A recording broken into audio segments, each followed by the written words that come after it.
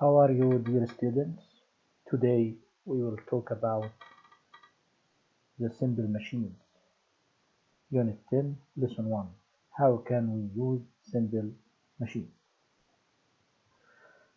As you know, using simple machines make our life easier, and you can imagine that you want to open a door without using a door knob. It's very difficult. So think of work you do every day. Scientists define work in a certain way. What is a work? Work is its use of a force, a push or pull force, to move an object across a distance. So work is force and distance. Force and distance. And the types of force here: pushing force or pulling force.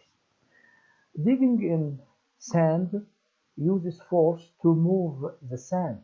If you want to dig in sand, you must use a force to move the sand. So digging in sand is work.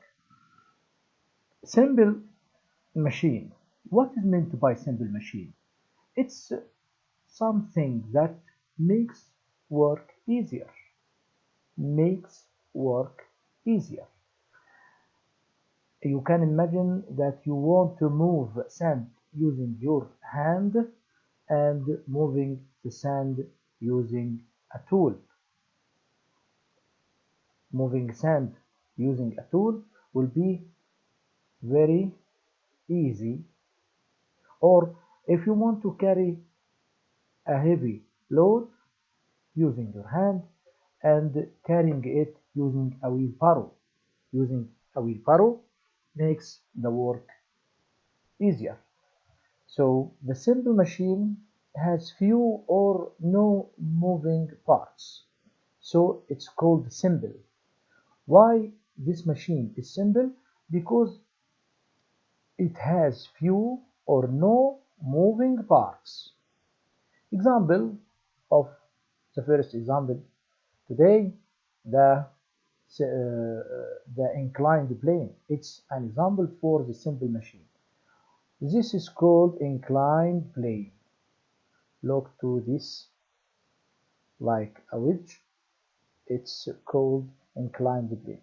If you want to carry something and move it by pushing it to reach a car, so it's easier to push it through the inclined plane than carrying it and putting it directly in the car. So an inclined plane is a simple machine with a flat sloping surface. This is called flat sloping surface. That makes moving and lifting things easier. So you can move things or lifting them very easy using that inclined plane.